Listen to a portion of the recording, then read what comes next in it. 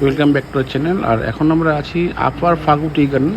খুব সুন্দর এরিয়া একটা, বা বর্ষাকালে পাহাড় খুব সুন্দর লাগে আর দেখার মতো আর কি সৌন্দর্য, চারিদিকে সবুজ আর সবুজ, সঙ্গে বৃষ্টি আর মেঘের খেলা।